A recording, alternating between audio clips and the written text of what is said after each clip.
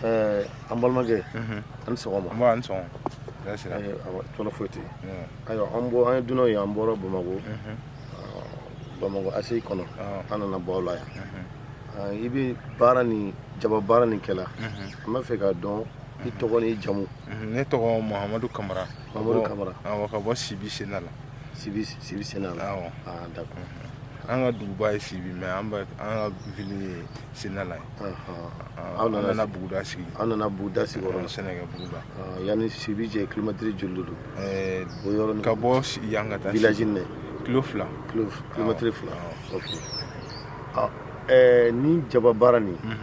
a bɛ kalo joli de kɛ baara nin na? 3 mois kalo 3. Kalo 3. Jaba nin jaba kumaba don wa jaba misɛnnin don? Jaba kumaba don. Jaba kumaba don. A bɛ taa feere min? An bɛ taa feere Bamakɔ. Sugunikura la. Sugunikura la. A bɛ nafa sɔrɔ a la? Tuma dɔ an bɛ nafa sɔrɔ a la, tuma dɔ la an tɛ nafa bɛrɛ sɔrɔ a la. Salon ye de an ma nafaba sɔrɔ jaba la. Salon gɛlɛya donna a la. Jaba bana ye jabaw tiɲɛ bon an ma prix ɲɛnama sɔrɔ. A ma prix ɲɛnama sɔrɔ mun na? K'a sababu kɛ jaba bana ko ye. Jaba bana ye dɔw ka jaba caman tiɲɛ bon a foro la quoi. Bon ani wagati dɔ mana se client nin tɛ i tɛ sɔn ka bɛrɛ kɛ jaba la quoi. I b'a jaba kun fɔlɔ yɛrɛ mana 65 sɔrɔ dɔrɔn a dan ye i b'a jigin semaine i b'a sɔrɔ i bɛ 5 tigɛ k'a bɔ a la ou bien 10. I bɛna fɔ 50, 45, dɔw yɛrɛ fɔ 30, 25, dɔw yɛrɛ i b'a sɔrɔ dɔw ta misɛnmanin fɔ 10 a kilo. Waati dɔw bɛ client dɔw bɛ na aw nɔfɛ yan ou bien bon client dɔ kan ka na client dɔ ye nala dɔw yɛrɛ nin tigi y'a ɲɛfɔ dɔ ɲɛna salon i bɛ client dɔ bɛ Kole Bagumana fan fɛ ko u bɛna jaba san jaba foro la a ye salon a kɛ tun nana o kɔni o fana ka nɔgɔn k'a fɔ wala a ko ka bɔ a ta ka bɔ yan ka taa Bamakɔ i bɛ nin bɔ yan a bɔrɔ kelen sangilo bɔrɔ mobilitigi fana b'a ta 150 ka taa Sugunikura la 150 bɔrɔ kelen dan jigili fana b'a jigin 10 peseli fana b'a pese 10 wa demi bɛɛ b'a tigɛ ka bɔ i ka jaba wari o yɛrɛ a bɛ ɲini ka 200 bɔ o bɛɛ b'a tigɛ ka bɔ i ka jaba wari la i tɛ wari nafa bɛrɛ sɔrɔ a la n ma kunfɔlɔnin fɔ min tɛ minɛ kɛ kunfɔlɔ min minɛ bɛn 31 wagati ninnu i t'a sɔrɔ san a kilo yɛlɛlen don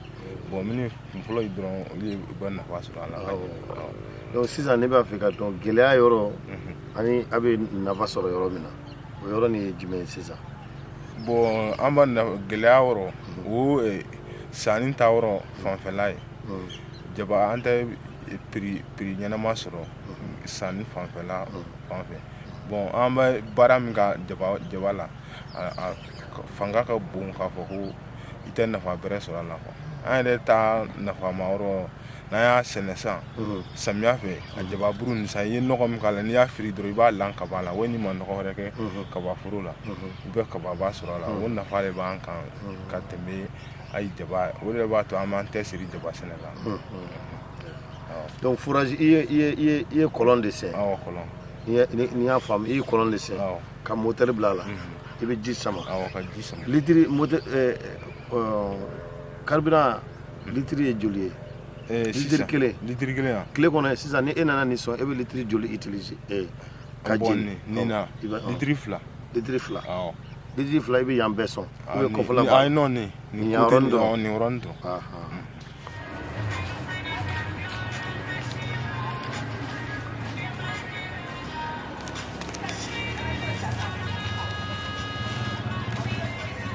E bɛna taa feere la? Elle va y revendre.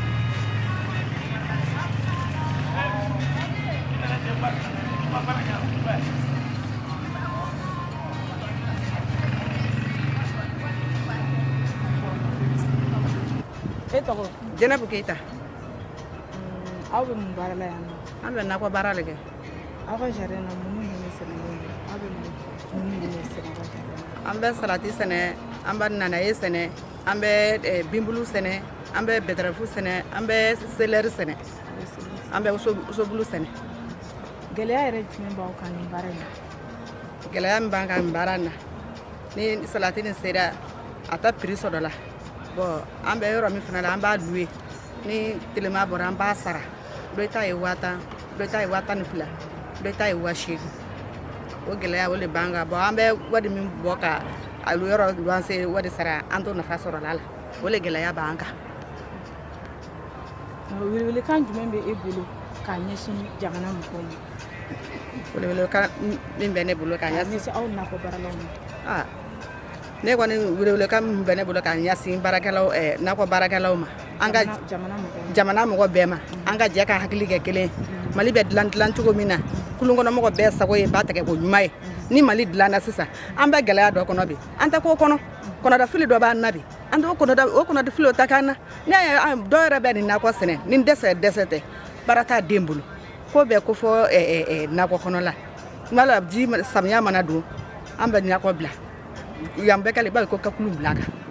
o le gɛlɛya b'an kan ni samiya donda foyi t'an bolo sa fo Alahu Taala min b'an bolo ni tilema bɔra an bɛ timinandiya ka na ni sɛnɛ wa n'o fana bɔra nafaba tɛ sɔrɔ olu fana la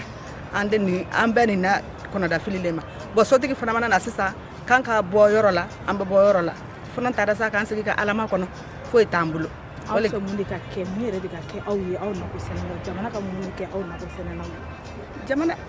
jamana ka min kɛ nin nakɔ sɛnɛla ye aw nakɔ sɛnɛlaw surtout aw muso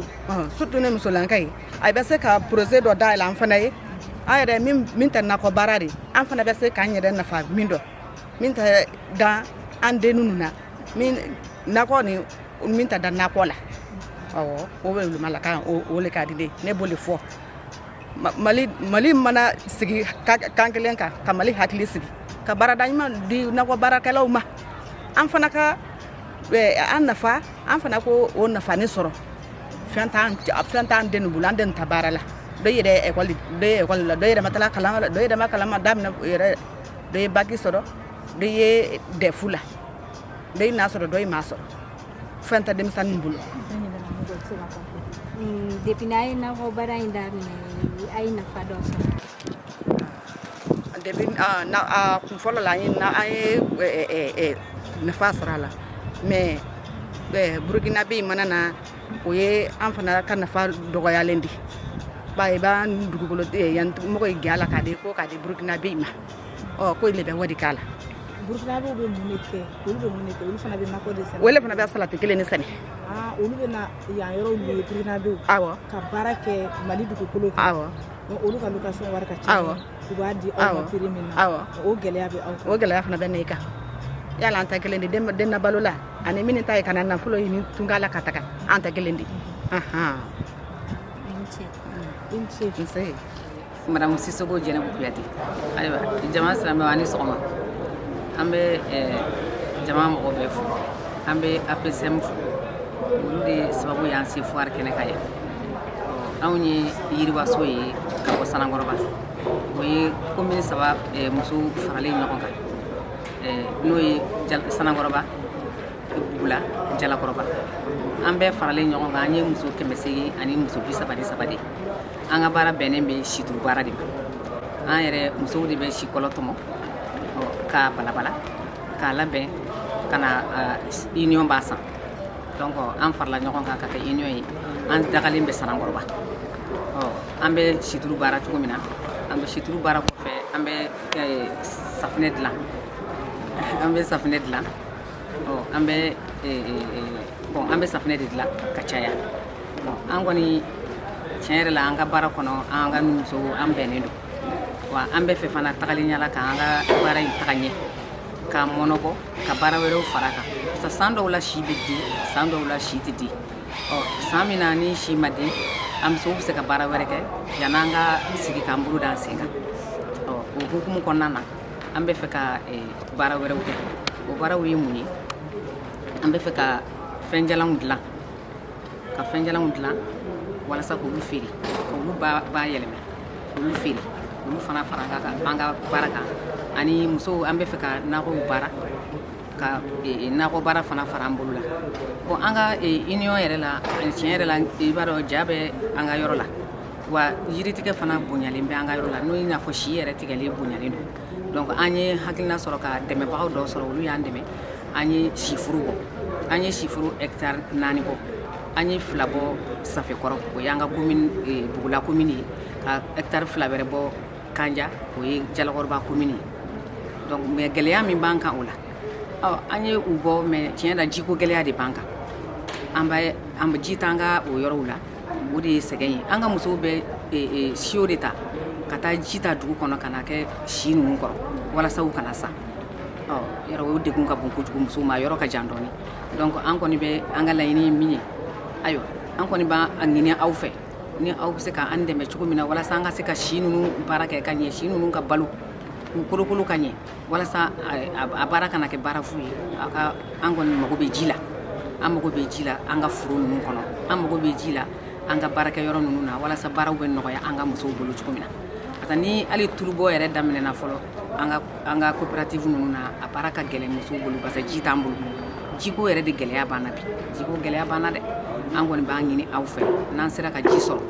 o bɛ diya an ye surtout siforoko in yɛrɛ la an ka ji sɔrɔ o de ka d'an ye siforo in yɛrɛ n'an ye ji sɔrɔ an b'a dɔ fara kan hali bi a bɛ hectare 2 ye min na dugu ninnu na an b'a caman fara kan parce que u ye yɔrɔ d'an ma k'an bɛ se ka baara kɛ n'a ye donc gɛlɛya min b'an na o de ye jiko ye hakili la ni jiko bɔra la an ka foro ninnu k'u lakana ka girage k'u la an bɛ fɛ ka girage k'u la girage kɛra kelen na tɔ kelen dɔ girage ma k'a la baganw bɛ k'a dun k'an sɛgɛn a kɔnɔ kojugu donc an bɛ fɛ ka girage fana kɛ a foro ninnu na k'u lakana k'u datugu pour que a si foro bɛ ɲɛ cogo min na donc o de an ka laɲini dɔ ye an ka laɲini fana ye mun ye tuguni halisa ka musow k'an kalan halisa an ka se ka an bɛ baaraw mun na k'u kunta ka an ka bayɛlɛmali ninnu hukumu kɔnɔna na k'an kalan k'u bayɛlɛmaliw kɛcogo ɲuman na o kɔni bɛ diya an ye kosɛbɛ o de don ala sago sago.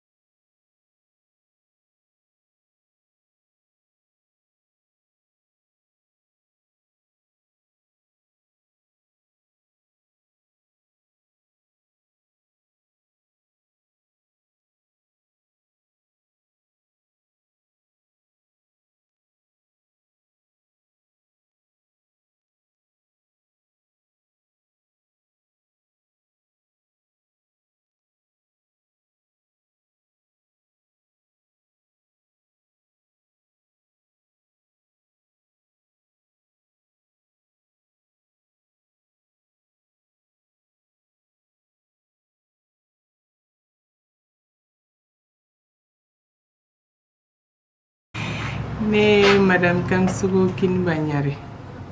Sani nga don kuma kono be jama be fo ben sokoma aw nyuma bora ka so ala ka signa aw nyuma fe ma na ta soro kana ta to soro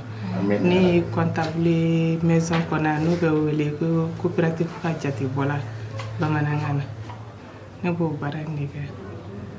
anga bara e shitulu bode yanno iko ma to ko bala chikom na ko maison de quartier siso ayere ba wele ko siso sibi siso anga bara e tulu bode ka bayelema ka kɛ farikolo la munta ani kunsigita ani ka kɛ safunɛ ani duntulu i mago bɛ situlu la ka kɛ bara ye o ɲuman bɛ an bolo yan nɔ situlu gɛrɛgɛrɛ ɲagam foyi t'a la an b'o fɛnɛ bɔ produit bi an bɛ se ka olu fɛnɛ yira aw la i n'a fɔ n y'a fɔ aw ɲɛna cogo min na n bɛna produit yira aw la kelen kelen an ka produit filɛ nin ye an bɛ ninnu wele ko beurre naturel n'o bɛ wele an yɛrɛ fɛ yan ko tulungana an bɛ nin wele ko tulungana nin de dilannen don dumuni kama ɲagamu foyi t'a la situluko mago fɛn fɛn ka di i b'o k'a la i bɛ tobili k'a la i bɛ zamɛ tobi a la i bɛ basi tobi a la i bɛ sɔ tobi a la fɛn bɛɛ i b'a kɛ n'a ye tulu ko mago fɛn fɛn b'i la i b'a bɛɛ kɛ n'a ye fo n'a kɛra salati ye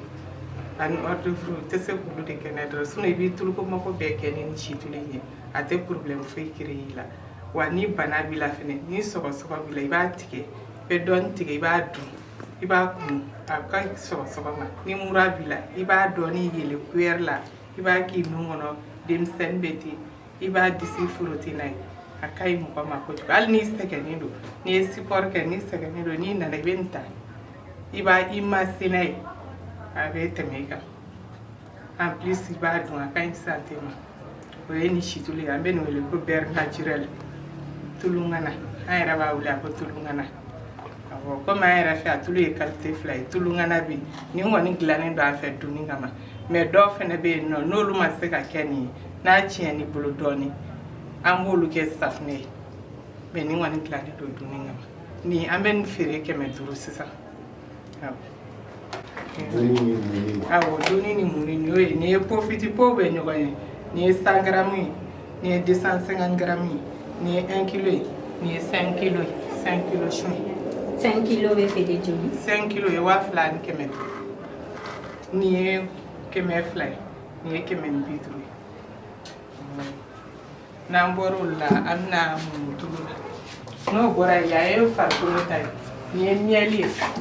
aw yɛrɛ ɲɛ b'a la fiyewu an ɲɛ b'a la mɔgɔ caman y'a san k'a lajɛ fɛnɛ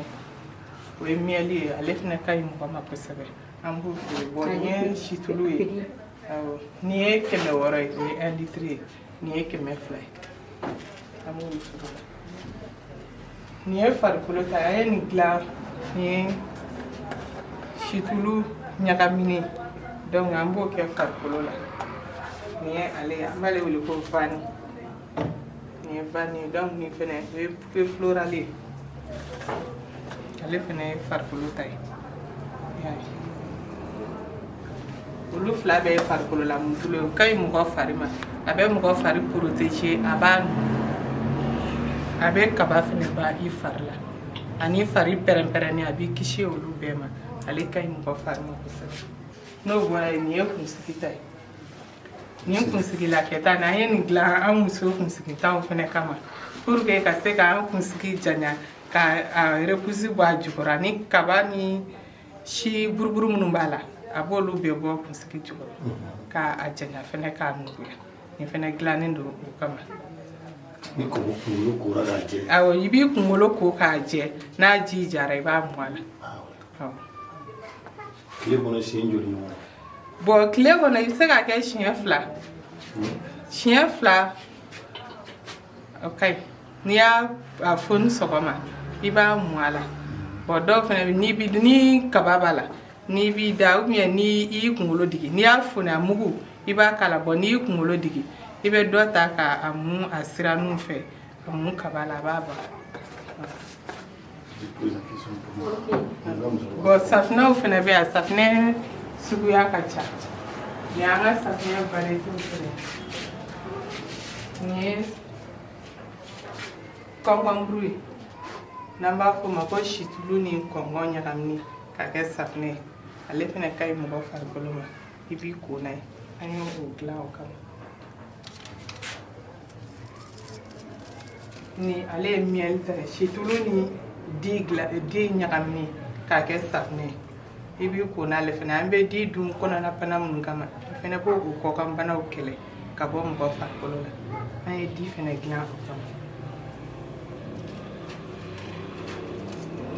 nin ye nimu ye an b'ale wele ko maliyirini safunɛ situlu ni maliyirini ɲagaminen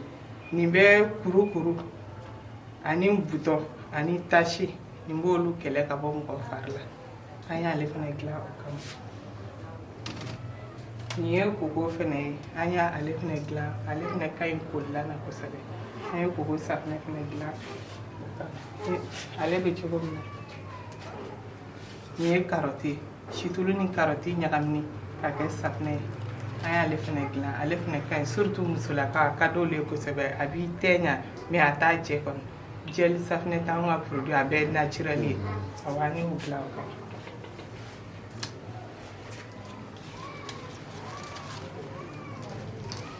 nin ye hɛnɛ ye situlu ni jabi ɲagaminen ka kɛ safunɛ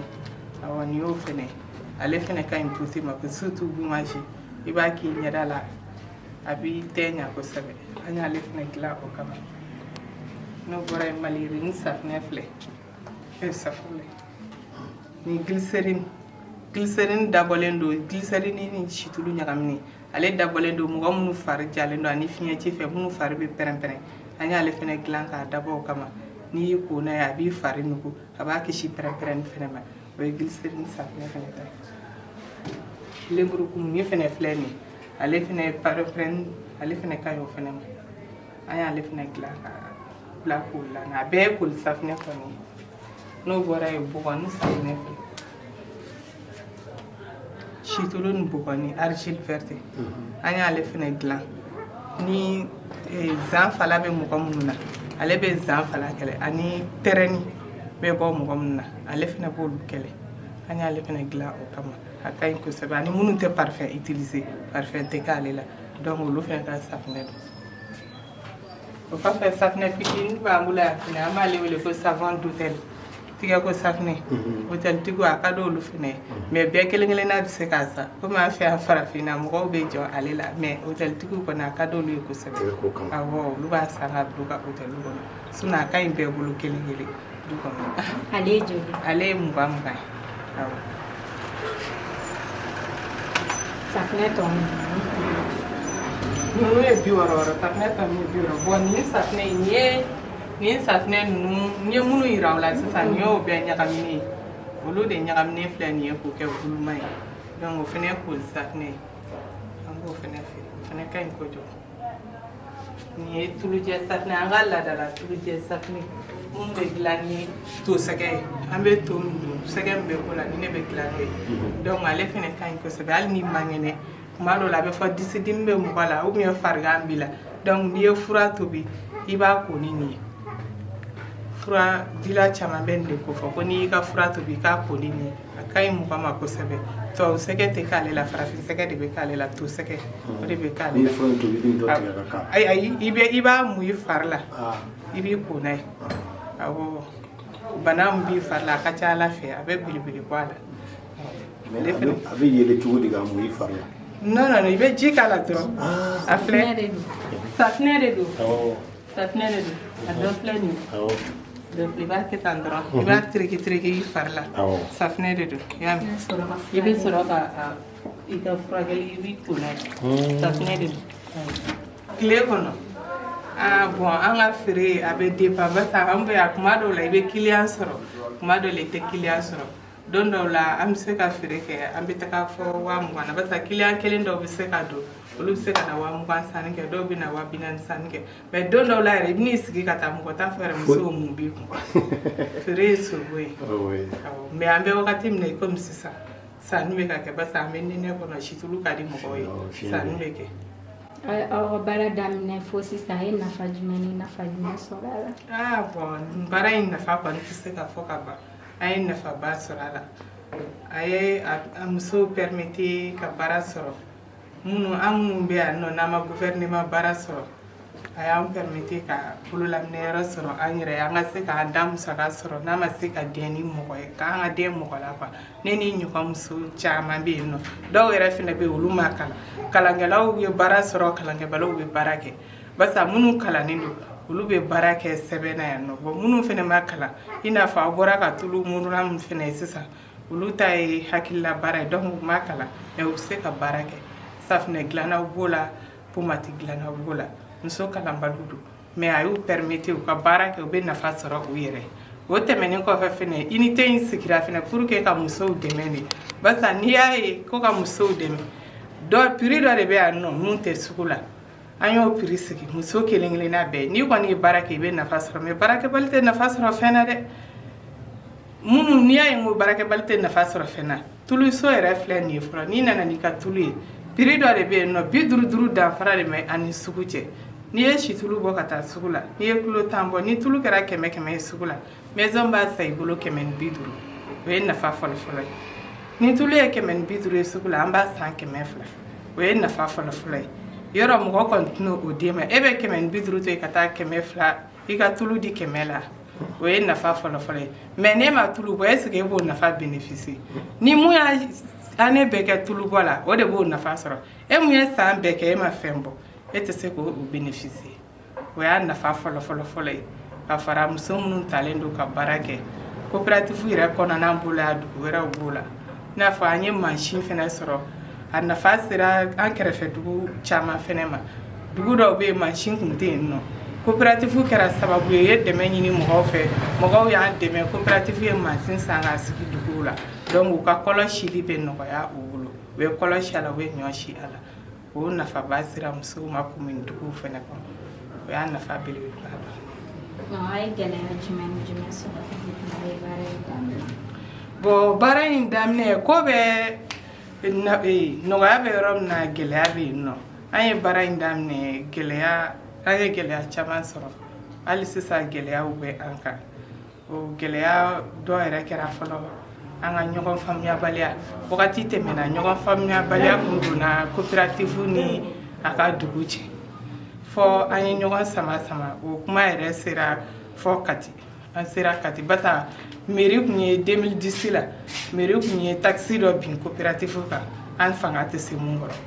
donc an ye essayer k'an b'u la faamuya an ma se k'u la faamuya donc kuma in sama na fɔ a sera Kati donc olu kɔni nana sigi ka fɔ kɛ an y'o gɛlɛyaw sɔrɔ o yɛrɛ kɛra Kati a kɛra le 8 mars 2010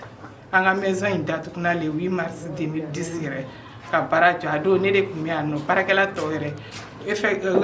bɛɛ ka bureau datugu komi ne fɛnɛ ye papier tigi ye donc ne ka bureau ma fɛn kosɛbɛ sinon baarakɛla bɛɛ ka fɛn datuguna an ka tulu dɔw yelenna o la dɔw bɔnna tiɲɛni kɔni donna an kun mais ala barika la mɔgɔw y'an dɛmɛ o tɛmɛna an kan donc o gɛlɛya mun b'an kan sisan nɔ kɔni o ye feerekɛyɔrɔ ko ye basa an bɛ sibi yan nɔ de donc minnu bɛ bɔ yɔrɔ wɛrɛw la Mali dugu wɛrɛw minnu bɛ yen nɔ région wɛrɛ minnu bɛ yen nɔ an ka feerekɛyɔrɔ tɛ yen nɔ bon an bɛ n'u yɔrɔ min na sisan nɔ site ko ni whatsapp ko kɛlen don ka diɲɛ bɛɛ bila ɲɔgɔn ma mɔgɔw y'an ka produit lakodɔn mais u b'a sɔrɔ cogo di o gɛlɛya de b'an bolo u b'a sɔrɔ cogo di produit b'an bolo a bɛ sɔrɔ cogo di hali Bamakɔ yan nɔ dɔ b'i wele sibikaw an mago bɛ situlu la ne mago bɛ 2 kilo la bon ya sibi tulu kilo ye 100 kilo 2 ye 1000 n'a fɔra k'e ka 500 bɔ ka t'o produit di yɔrɔ i bɛ obligé i bɛ jɛn o client kɔ donc o gɛlɛyaba bɛ an kan bon moyen de transport fɛnɛ gɛlɛya b'an kan k'an ka sanu kɛ ani ka minɛnw ta ka se Bamakɔ o gɛlɛya bɛ an kan coopérative ma se o kɔrɔ fɔlɔ bon pépinière siju o fɛnɛ se yɛrɛ sira siju fɛnɛ lakanali o fɛnɛ gɛlɛya bɛ an kan basa tigɛli bɛ ka digi kungo kɔnɔ siw la kojugu an dun ka baara ye si baara de n'i y'a mɛn i ɲɔgɔn si baara la tɛ si tɔmɔna tɛ siju de bɛ kungo kɔnɔ ni siju tɛ kungo kɔnɔ gɛlɛya bɛ don baara la si bɛ ka dɔgɔya forow kɔnɔ bon a kun ka d'an ye ka siju pépinière kɛ duguw la siforo yɛrɛ da mais moyen tɛ coopérative ye k'o siforo da an kɔni ye baara daminɛ an ye hectare 2 san an yɛrɛ ye k'an bɛ a kɛ siforo ye mais a ma moyen sɔrɔ fɔlɔ ka a clôturer ani ka fɛn forage k'a kɔnɔ an m'olu moyen sɔrɔ fɔlɔ an b'o fɛnɛ la bon aw yɛrɛ donna magasin kɔnɔ a ye magasin kɔnɔ n'a ye sisan nɔ fɛn bɛɛ de bɛ yen matière première bɛ yen produit fini bɛ yen nɔ normalement olu man ka bila ɲɔgɔn kan matière première kan ka kɛ à part produit fini kan ka kɛ à part mais manque de magasin ko ma an y'olu bɛɛ bila fɛn kelen kɔnɔ donc gɛlɛya ka ca dɔɔni u ye kumabaw de fɔ a la. mɔgɔ joli bɛ baara kɛ aw ka si bɔyɔrɔ la yan nɔ bon coopérative yɛrɛ ye muso 1270 ye muso min bɛ baara kɛ o muso 77 ye olu bɛ baara kɛ yan nɔ. bolofara dɔw b'a la. bolofaraw b'a la parce que an ka commune dugu minnu bɛ yen nɔ du village minnu bɛ yen nɔ an ka bolofara b'olu la. bolofara b'olu la. Il y a 21 villages de mais ani 20 villages de bɛ baara kɛ ɲɔgɔn fɛ ani commune Manden dugu 3 an n'olu bɛ baara kɛ ɲɔgɔn fɛ comme 23 villages comme ça 20 villages de commune de Sibi et 3 villages commune Manden an n'olu bɛ baara kɛ ɲɔgɔn fɛ. aw ka baarakɛlaw bɛ cɛw b'a la ou a bɛɛ ye muso ye. bon coopérative yɛrɛ la yan nɔ an ka a bɛɛ ye muso ye fɔ n'a kɛra an ka gardien o de ye cɛ ye sinon a bɛɛ ye muso de ka baarakɛyɔrɔ la a bɛɛ ye muso ye. balimaw ani wula ne ye madame Kulubali Minata Samake ne ye union présidente ye Sananguruba n bɛ baarakɛɲɔgɔn bɛɛ lajɛlen fo anw ka baara ɲɛsinnen bɛ situlu bɔli de ma anw bɛ si bayɛlɛma ka kɛ fɛn caman ye an sigilen bɛ Sananguruba komine na anw ye komine 3 faralen ɲɔgɔn kan Sananguruba Jalakɔrɔba Bugula an ka baara ɲɛsinnen bɛ situlu dilannen de ma anw bɛ situlu ɲuman bɔ n'an y'a bɔ an bɛ taa lajɛ k'a lajɛ ni fɛn b'a la labo la an certifielen do fana k'a kɛ bioétable ye an ka situlu ye situlu gɛrɛgɛrɛ ye ɲagamin t'a la fosi t'a la an bɛ fɛn caman wɛrɛ kɛ situlu ye n'o ye an bɛ jabi kɛ situlu ye an bɛ moringa kɛ situlu ye safunɛ ye an bɛ jabi kɛ safunɛ ye an bɛ bɔgɔni kɛ safunɛ ye an bɛ di kɛ safunɛ ye anw b'o bayɛlɛmali kɛ Sananguruba an sigilen bɛ yen an ye muso 800 ani muso 37 ye an bɛɛ bɛ jɛkulu in kɔnɔ an ka baara in sigilen bɛ Sananguruba an kɔni ka laɲini ye hali bisa tɔn in dayɛlɛlen bɛ musow ye bɛɛ lajɛlen ka na don tɔn na walasa an bɛ se ka Mali si yɛrɛ don ba la cogo min na n'i ye Mali jate minɛ an ka Mali kakawo fana ye si de ye an b'a ɲini muso tɔw fɛ bɛɛ lajɛlen k'i yɛrɛ ye tɔn ɲɛkulu ninnu kɔnɔ si ka don ba la ka ɲini an ka gouvernement fɛ u ka siko ta ba la walasa si yɛrɛ ye nafasɔrɔ sira min ye Mali kɔnɔ Ala de b'a dɔn a bɛ mɔgɔ dama min balo o de ka ca hali bisa gouvernement k'a lajɛ k'a ɲɛsin muso jɛkulu ma k'u dɛmɛ an ka baaraw bɛ se ka yiriwa cogo min na an bolo walasa an bɛ se ka nafa sɔrɔ an ka baara ninnu na an nana foire la n'o ye Siama ye ayiwa an kɔni waati gɛlɛya kama mais anw kɔni yɛrɛ nana an ka sandi ta an yɛrɛ ye ka na an sigi foire la sanni bɛ ka kɛ dɔɔni dɔɔni mais a man teli kosɛbɛ mais waati kow don hali bisa an b'a ɲini client fɛ u kana sanni kɛ an kɔni bɛ yan an bɛ an lamɛnbagaw bɛɛ lajɛlen fo ka mɔgɔ minnu ye nin ko organiser ka na foire sigi musow ka bɔ k'u yɛrɛ yira a kɔnɔ walasa u ka baaraw bɛ se ka ye cogo min na diɲɛ fɛ an kɔni bɛ yan o hukumu kɔnɔla la ni Ala sɔnna a ma a ka ca Ala fɛ bi kɔni sanni dɔɔni dɔɔni bɛ ka kɛ yɛrɛ de hali bisa u kana dan ne ma waati ni waati ka marchew sigi Mali kɔnɔ Mali kɔ kan baarakɛ jɛkulu ninnu k'u yɛrɛ sɔrɔ a kɔnɔ cogo min na walasa an ka baaraw bɛ se ka yiriwa an bolo parce que a nafa bɛ se dudenw ma a nafa bɛ se cɛw ma a nafa bɛ se jamana yɛrɛ ma n'i ye si ta k'a lajɛ yɛrɛ si yɛrɛ bɛ nafa min na don Mali kɔnɔ a fanga ka bon a ka di diɲɛ bɛɛ fana ye a labɛn ko ɲuman hali bisa an b'a fɛ u kɔni ka min sɛbɛkɔrɔ min bɛ tɔɔrɔ bɛ musow kan o ye si yiri tigɛli ye tiɲɛ yɛrɛ la a ka d'an ye jamana ɲɛmɔgɔw ka fara an kan si yiritigɛ bɛ se ka dabila cogo min na ka dɔ bɔ yiritigɛ la yiritigɛ ye gɛlɛyaba ye jamana kɔnɔ yiri bɛ tigɛ yɔrɔ o yɔrɔ nɛma tɛ se yen an kɔni b'a fɛ tiɲɛ yɛrɛ la u k'an dɛmɛ si ka lakana si ka turu walasa a bɛ se ka kɛ nafasɔrɔ sira ye n b'a fɛ k'o de fɔ aw ɲɛna hakɛto b'a kan Salila Mahamadu merci ne lamɛnbagaw. Ok, bonjour, je suis Madame Togo Salimata Wologuin, promotrice d'Edena Prestation.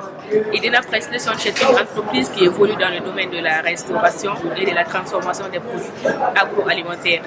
Nous faisons des formations culinaires également en ligne et en présentiel. Donc ici, nous sommes au Foire Siama, le salon international de l'artisanat pour le Mali. Nous sommes là dans le domaine de la transformation de nos produits. Voilà, nous faisons du piment bio, ce sont des piments en pâte bio. La conservation est topicine. Une année de conservation à l'air libre. Voilà, on n'a pas besoin de frigo pour acheter du piment. Testé et approuvé. Voilà. Donc nous invitons tout le monde à venir visiter nos stations, agrandir notre clientèle pour la satisfaction également. Nous sommes là pour vous. Voilà, merci bien. Bonjour, je suis Dassiko Aminata, promotrice Ada Service. Je suis exposant à la Foire Siama. Voilà. Donc, j'ai ici plusieurs produits différents, comme la pâte d'arachide, j'ai les Djouka. J'ai ici Bachidjala du maïs, la farine de fonio. Il y a aussi Monikouridjala. Voilà. Encore, j'ai fait un produit qui est Soumala avec 4 épices. Ici, c'est en base, c'est Soumala. Mélanger les 4 épices. C'est comme 5 épices. Voilà. Donc, je suis là pour les clients, les clients des mains et des prêts.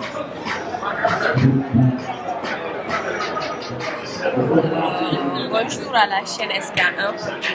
Bonjour chers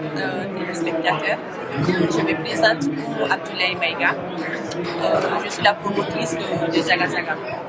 Je suis dans la transformation agroalimentaire et la valorisation de nos produits locaux,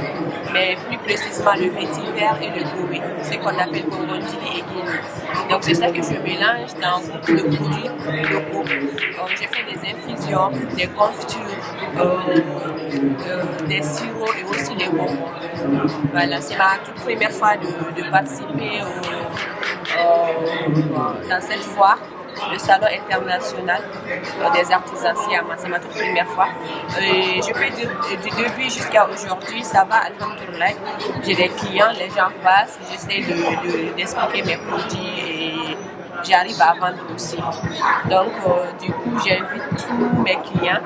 et toutes les personnes qui connaissent mes produits aussi, que je suis là. Voilà. Et la foire a commencé du 22. Nous sommes là jusqu'au 2 janvier, Inch'Allah.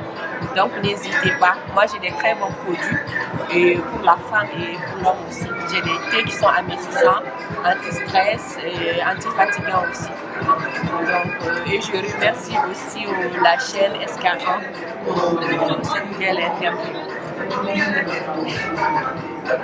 Madame Wale Sanganya assessment commencer à et puis pas si le gars comment si le gars qui a fait tourner qui a pour y payer le gars kana nous non pour ça le gars c'est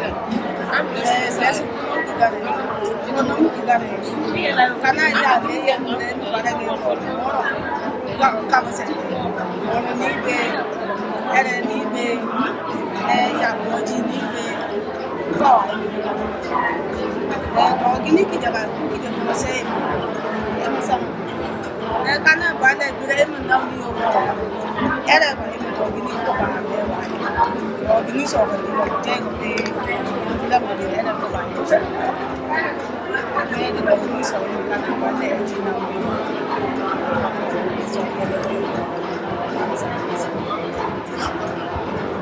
Merci. Où le dollar? Mais il est venu. Il va d'ailleurs dire, bah tu vas être bon là, on a rien et puis on va y aller au bien. Ah.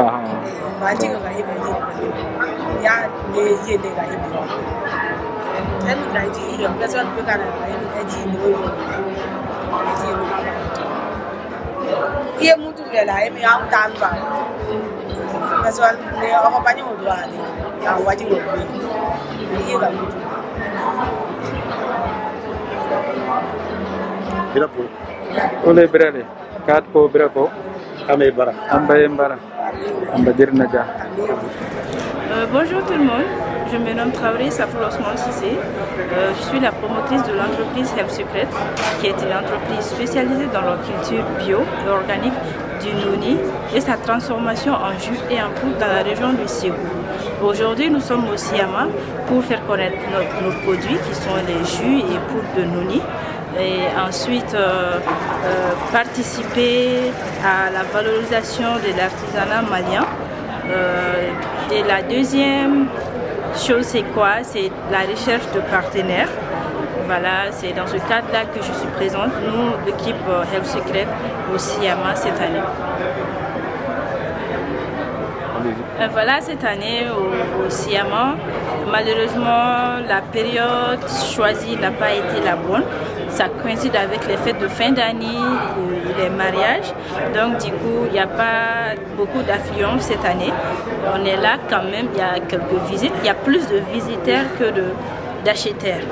Donc on vous invite pour le reste à venir massivement. Nous sommes là jusqu'au 2 janvier. C'est pour vous. Venez, c'est pour le consommer malien, c'est pour la valorisation de l'art malien.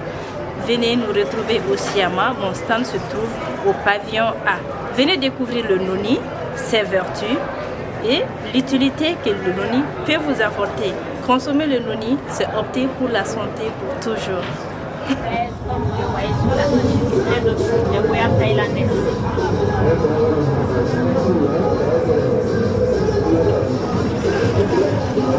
Nous avions d'autres partenaires aussi, nous produisions des bananes plantains, nous faisons des bananes plantains ici, et aussi des ananas. D'accord.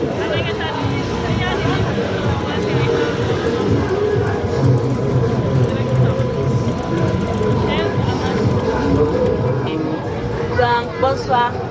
je me présente Jakiti Adam Suleiman, je suis la promotrice de la maison AA, une entreprise de maraîchage bio basée sur la production des fraises, des goyaves thaïlandaises. Nous avions aussi d'autres partenaires qui produisent des melons et des pastèques et aussi les ananas et les bananes plantées aussi. La production, comme je l'ai si bien dit au début, notre objectif c'est de promouvoir le bio et aussi produire des produits qui sont exportés de l'extérieur. Donc après l'expérience, nous avions commencé avec les fraises, d'un coup ça a été une réussite. Ensuite nous avions commencé avec les goyaves thaïlandaises. Nous sommes en train de promouvoir les goyaves thaïlandaises et les fraises sont nos deux produits phares maintenant, dont nous sommes en train de promouvoir.